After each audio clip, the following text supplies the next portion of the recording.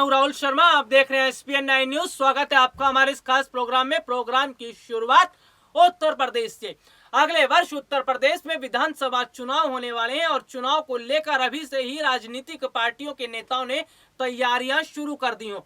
अखिलेश यादव हो, असदुद्दीन ओवैसी हो, कांग्रेस पार्टी की महासचिव प्रियंका गांधी हो या फिर उत्तर प्रदेश के सीएम योगी आदित्यनाथ हो, सभी लोग अपनी अपनी तैयारियां कर रहे हैं और चुनाव को ध्यान में रखते हुए फेरबदल भी कर रहे हैं।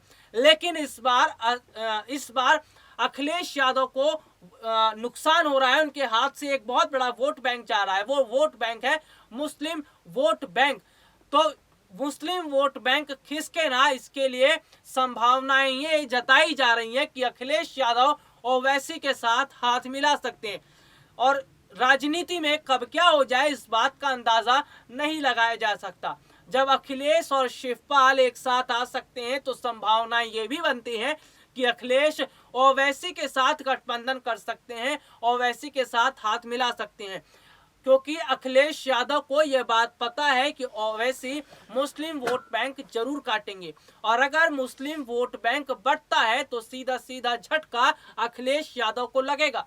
अखिलेश यादव को सबसे बड़ा जो फायदा होता था वो मुस्लिम वोट बैंक से होता था। आपको मैं यहाँ पर बता दूं कि अभी इससे पहले की जो स्थितियां बनी थी, जो चुनाव हुए थे, उसमें सीधा सीधा वोट समाजवादी पार्टी को जाता था।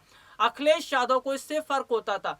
कौन कौन सी मुस्लिम सीट है, मेरे पास रिपोर्ट है, मैं आपको वो भी बता देता हूँ।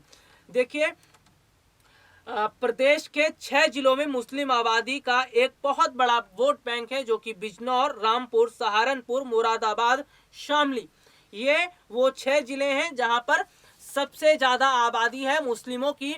और ओवैसी आए ही इसीलिए हैं इस चुनाव में ताकि मुस्लिमों को वो अपनी तरफ कर सके। असदुद्दीन ओवैसी का वो मैसेज हमें याद है कि ओवैसी ने कहा था कि वक्त आ गया है कि अब हम अपने हक के लिए लड़ाई करें। तो जो संभावनाएं बन रही हैं, आने वाले समय में हो सकता है कि अखिलेश यादव ओवैसी के साथ हाथ मिला ले। हालांकि असदुद्दीन ओवैसी अखिलेश यादव से नाराज है और उनकी नाराजगी उसी वक्त देखने को मिल गई थी जब वो आजमगढ़ गए थे। उन्होंने वहां पर मीडिया से बात किया, पत्रकारों से बात करते हुए इस बात का जिक्र किया था कि जब अखिलेश यादव की सरकार उत्तर प्रदेश में थी तो अखिलेश यादव ने उन्हें वहां जाने से कई बार रोका था और कई बार उनकी जनसभाओं को भी रद्द किया था। लेकिन राजनीति एक ऐसी चीज है, पॉलिटिक्स एक ऐसी चीज है जहां दो दुश्मन भी गले मिल जाते हैं जब फायदा नजर आता है। जब सत्ता हासिल करनी हो या मंत्री पद लेना हो तब बड़े बड़े राजनेता आपस में मिल जाते हैं और इसकी कहानियां देखने को मिली हैं। इसका इतिहास भी पहले हमें देखने को मिला है। तो संभावनाएं बहुत हैं, अटकलें भी बहुत हैं, लेकिन क्या चुनाव में समाजवादी पार्टी को बड़ा फायदा होगा? क्या ओवैसी से अगर गठबंधन कर लेते हैं, ओवैसी से हाथ मिला लेते हैं अखिलेश यादव, तो इसका बड़ा फायदा होगा? ये आने वाले समय में पता चलेगा। लेकिन अब मैं यहाँ पर आपको बताऊंगा कि आखिरकार ओवैसी और अखिलेश यादव का गठबंधन करना कितना बड़ा फायदेमंद साबित हो सकता है। अखिलेश यादव ये नहीं चाहेंगे कि उनके हाथ से मुस्लिम वोट बैंक जाए, क्योंकि मुस्लिम वोट बैंक के सहारे वो चुनाव जीतते आए हैं और मुस्लिम वोट बैंक बहुत बड़ा वोट बैंक है। मुस्लिम वोट बैंक को नाराज करना यानी कि अखिलेश यादव को अपने लिए ही मुश्किलें खड़ी करना, अपने पैर पर कुल्हाड़ी मारना। तो बहुत सोच समझकर अभी काम कर रहे हैं अखिलेश यादव, रणनीतियां भी बना रहे हैं।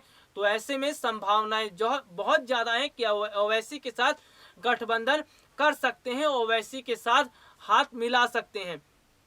यूपी में अगले वर्ष जो विधानसभा चुनाव होने वाले हैं उसको लेकर अभी से जो स्थिति बनी हुई है, जो माहौल नजर आ रहा है, उसमें यह कहा जाना अभी इतना आसान नहीं होगा कि जीत किस पार्टी की होगी या कौन जो है वो दोबारा से उत्तर प्रदेश की सत्ता पर बैठेगा, क्योंकि इस बार उत्तर प्रदेश में कई राजनीतिक पार्टियों के नेताओं की एंट्री हो चुकी है। चुनाव से पहले कई राजनीतिक पार्टियों की एंट्री हुई है।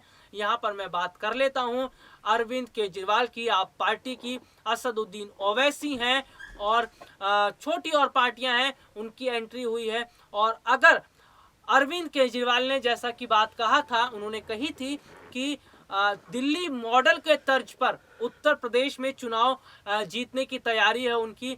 तो अरविंद केजरीवाल जो है वो अगर वोट काटेंगे तो सीधा हिंदू वोट यहाँ पर बढ़ते हुए नजर आ रहे हैं, क्योंकि अरविंद केजरीवाल की अब एक बड़ी पहचान बन चुकी है। और दिल्ली में जिस तरह का काम उन्होंने किया, विकास जिस तरह से किया, ये बात दिल्ली में ही नहीं बल्कि कई राज्यों में देखी जा रही है। तो उन्होंने एक अपना एजेंडा सेट कर लिया है कि वो दिल्ली मॉडल के तर्ज पर उत्तर प्रदेश में चुनाव लड़ेंगे, और अगर वहां पर वो उम्मीदवार खड़े करते हैं तो बहुत सारा वोट बैंक जो है वो बीजेपी के हाथ से भी जाएगा। बीजेपी के हाथ से एक बहुत बड़ा वोट बैंक है जो जा रहा है, वो है किसान वोट बैंक। किसान आंदोलन का मामला लगातार जिस तरह से तूल पकड़ता जा रहा है, इससे जो किसान है वो धीरे धीरे बीजेपी की तरफ से हटते जा रहे हैं, वो पीछे हट रहे हैं। पश्चिमी उत्तर प्रदेश की मैं बात कर लेता हूं तो पश्चिमी उत्तर प्रदेश में ज्यादातर लोग किसानी करते हैं, किसान हैं, खेतीहारी हैं, किसानी करते हैं। और किसानों को नाराज करना योगी सरकार के लिए एक बहुत बड़ा नुकसान हो सकता है, उन्हें झटका लग सकता है। और आपको मैं यहाँ पर यह भी जानकारी दे देता हूं कि इस बार जो चुनावी समीकरण निकल कर सामने आए, जो चुनावी स्थिति बन रही है, वो ये है कि अब की बार कई राजनीतिक पार्टियों के वोट बट रहे हैं और इसका नुकसान उन्हें उठाना पड़ रहा है। जैसे समाजवादी पार्टी, जिनके मुस्लिम वोट बट रहे हैं, और योगी आदित्यनाथ की बात कर लेता हूँ, हिंदू वोट हों और अदर्स जो वोट हैं वो भी बट रहे हैं। तो कई राजनीतिक पार्टियां जो चुनावी मैदान में उतरी हैं, जो अपनी सियासी जमीनों को तलाशने में जुटी हैं, ये वोट बांट रही हैं, ये वोटों को काट रही हैं, और वोट बटेंगे तो नुकसान बड़ी पार्टियों को होगा। और आपको मैं बता दूं कि अरविंद केजरीवाल ने बहुत सोच समझकर उत्तर प्रदेश में आने का फैसला किया है। दरअसल जब साल 2014 में लोकसभा चुनाव हुए थे तो उस दौरान अरविंद केजरीवाल ने भी अपनी किस्मत आजमाने का फैसला किया था। उत्तर प्रदेश में अपने उम्मीदवार उतारे थे और उनको नुकसान हो गया था, लेकिन अब पूरी रणनीति के साथ वो उतर रहे हैं और बहुत सोच समझकर काम कर रहे हैं। और आपको मैं यहाँ पर बता दूं कि अरविंद केजरीवाल ये बात अच्छी तरह से जानते हैं कि अगर उत्तर प्रदेश में सत्ता हासिल करनी है, अगर उत्तर प्रदेश में अपनी एक जमीन बनानी है, तो इसके लिए यूपी के जो नेता हैं उनको उतारना होगा। अरविंद केजरीवाल ने जो टीम बनाई है उत्तर प्रदेश के लिए प्रचार प्रसार के लिए, वो ज्यादातर यूपी के नेता हैं और पूर्वांचल से उनका अच्छा खासा रिश्ता है। तो पूर्वांचल से उनका रिश्ता है, उत्तर प्रदेश से वो ताल्लुक रखते हैं, इसका मतलब पूरा एक रणनीति तैयार कर कर वो बैठे हुए हैं और खेल बिगाड़ सकते हैं। सियासी खेल यहाँ पर बिगड़ रहा है।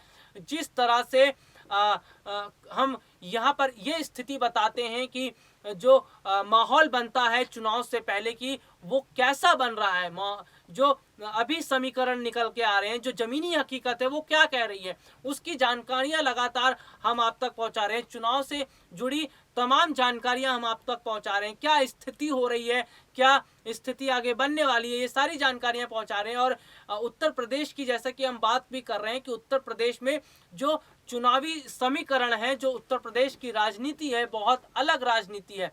उत्तर प्रदेश की राजनीति अपने आप में एक अहम मानी जाती है, और ऐसे में जो पार्टियां उतर रही हैं चुनाव से पहले, ये चुनावी मैदान में ये बड़ी पार्टियों का खेल बिगाड़ रही हैं। सियासी जो चालें चली जा रही हैं, जिस तरह से एक चेस का जब खेल होता है तो वहां पर बहुत सोच समझकर जो प्यादे हैं उनको आगे बढ़ाया जाता है ताकि खेल को बेहतर ढंग से खेला जा सके। तो बिल्कुल वैसा ही यहाँ पर शतरंज की जो बिसादें हैं वो बिछी हुई हैं, और जो काम कर रहे हैं राजनीतिक पार्टी के नेता बहुत सोच समझकर काम कर रहे हैं, क्योंकि उन्हें भी पता है कि उत्तर प्रदेश में चुनाव जीतना इतना आसान नहीं है, वहां पर सीटें निकालना इतना आसान नहीं है। इसके लिए इसी को बात में ध्यान रखते हुए वो रणनीति बना रहे हैं। इनकी रणनीति कितनी कारगर साबित होती है ये तो आने वाला वक्त बताएगा, लेकिन चुनावी समीकरण तो ये बता रहे हैं कि अब की बार बड़ी पार्टियों के वोट बट रहे हैं और इनका फायदा छोटी पार्टियों को मिल रहा है। यानी कि इस बार वो जो अगले वर्ष विधानसभा चुनाव होने वाले हैं उसमें वो फायदा बड़ी पार्टियों को ना मिले जो इससे पहले के जो विधानसभा चुनाव हुए थे उसमें मिला था। क्या होगा स्थिति और चुनाव से जुड़ी और क्या जानकारियां होंगी ये हम आपको बताते रहेंगे। तो फिलहाल के लिए आज मुझे इजाजत दीजिए। नमस्कार।